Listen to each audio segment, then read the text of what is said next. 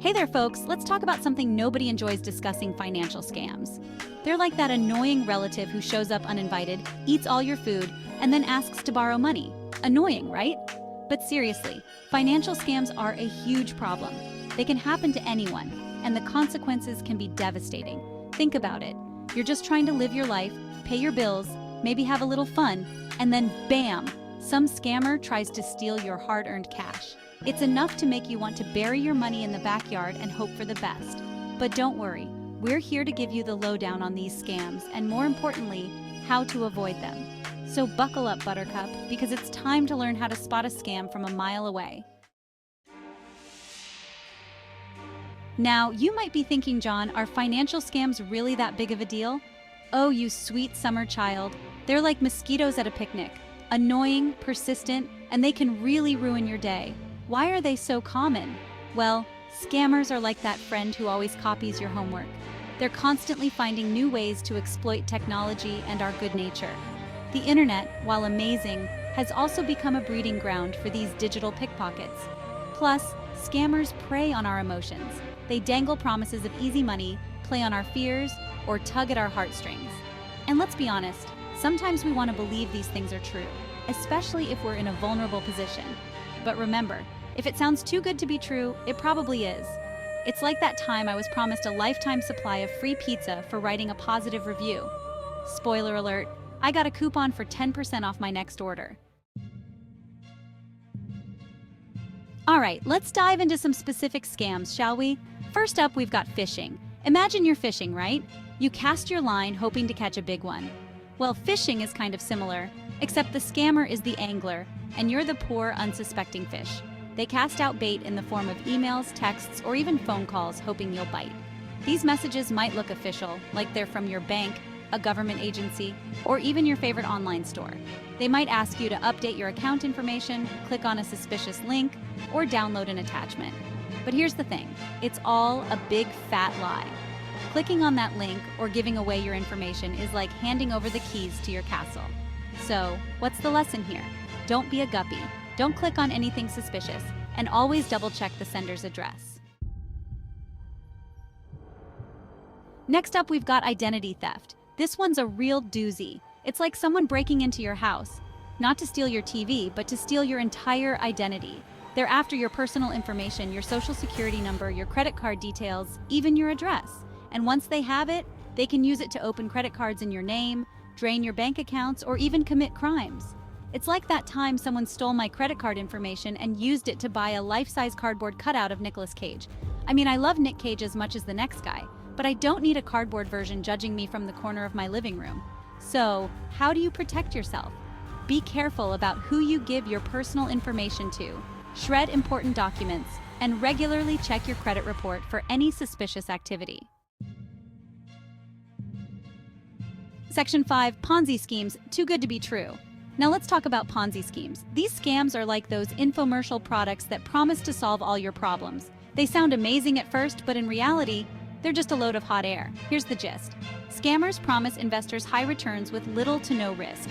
They use money from new investors to pay off older investors, creating an illusion of success. But here's the catch. It's basically a financial house of cards. Eventually, the scheme collapses when they can't find enough new investors, and everyone loses their money. It's like that time I invested in a company that claimed to be developing a perpetual motion machine. Turns out they were just really good at spinning plates. The lesson here? If an investment opportunity sounds too good to be true, it probably is. Do your research, ask questions, and don't be afraid to walk away if something feels off. Section 6. Investment scams. Promises of riches. Speaking of investments, let's talk about investment scams in general. These scams prey on our desire to grow our wealth, often promising unrealistic returns in a short amount of time. They might use fancy jargon, pressure tactics, or even fake celebrity endorsements to lure you in. It's like that time I was offered a chance to invest in a company that claimed to be developing a teleportation device. They even showed me a blurry photo of a dog wearing a lab coat, which they claimed was their lead scientist. Needless to say, I did not invest in that particular venture. The key here is to be wary of any investment opportunity that promises the moon. Do your research, get a second opinion from a trusted financial advisor, and remember that if it sounds too good to be true, It probably is. Section 7. Romance scams playing with your heartstrings. All right, let's move on to something a little more emotionally charged. Romance scams. These scammers are like those creepy pickup artists who use cheesy lines and fake charm to get what they want. They create fake profiles on dating sites or social media platforms, pretending to be attractive, successful individuals looking for love. They'll shower you with compliments, build an emotional connection, and then, bam! They hit you with a sob story about a sick relative or a business deal gone wrong, asking for financial help. It's like that time I matched with someone online who claimed to be a prince from a small European country. He promised me the world, but then he needed money to pay off his evil stepmother who was trying to steal his throne. Spoiler alert, there was no prince, no evil stepmother, and definitely no throne. The takeaway? Be cautious about online relationships, especially if they escalate quickly or involve requests for money. Section 8. Tech support scams, panic on the line. Now, let's talk about tech support scams. These scammers prey on our fear of technology, using scare tactics to trick us into giving them access to our computers or personal information. They might call you claiming to be from a well-known tech company, warning you about a virus on your computer or a problem with your internet connection.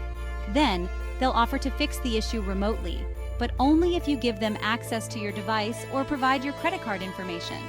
It's like that time I got a call from someone claiming to be from Microsoft, telling me my computer was infected with a virus. They asked me to open a specific program and type in a series of commands. Thankfully, I realized it was a scam before I did any real damage. Remember, legitimate tech support companies will never call you out of the blue and ask for remote access to your computer or your personal information. If you're ever unsure, hang up and contact the company directly using their official contact information. Section 9. Charity scams, pulling at your heartstrings. Next up, we've got charity scams. These scammers are like those people who stand on street corners with cardboard signs asking for money.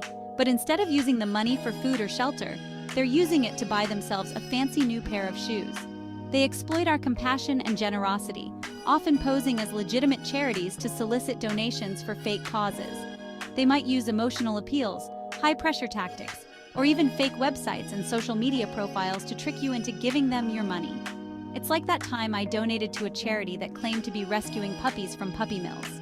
Turns out they were just using the money to buy themselves more puppies to exploit. The lesson here? Be cautious about donating to charities you're not familiar with. Do your research, verify their legitimacy, and consider donating to established organizations with a proven track record. Section 10. Recognizing the signs, red flags to watch for. So, we've covered a lot of ground here, folks. But how can you tell if you're dealing with a scam in the first place? Well, there are some telltale signs to watch for. High-pressure tactics. Scammers often use urgency and pressure to get you to act quickly without thinking things through. They might tell you it's a limited time offer, that you'll miss out if you don't act now, or that they need an answer immediately. Requests for payment in unusual forms. Be wary of anyone who asks you to pay with gift cards, wire transfers, or cryptocurrency. These payment methods are difficult to trace and offer little to no protection if something goes wrong. Unprofessional communication. Legitimate businesses and organizations typically have professional websites, email addresses, and phone numbers. Be suspicious of poorly written messages, grammatical errors, and unprofessional communication. Offers that sound too good to be true. Remember, if it sounds too good to be true, it probably is. Don't be fooled by promises of easy money, guaranteed returns, or miracle cures. Section 11. Stay informed, stay safe. Your defense against scams.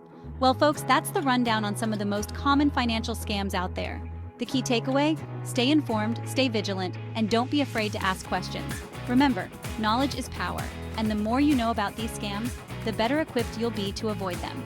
So, go forth, be savvy consumers, and keep your hard-earned money safe from those pesky scammers. And remember, if you do fall victim to a scam, don't be afraid to report it. You're not alone, and by reporting it, you can help prevent others from becoming victims. Stay safe out there.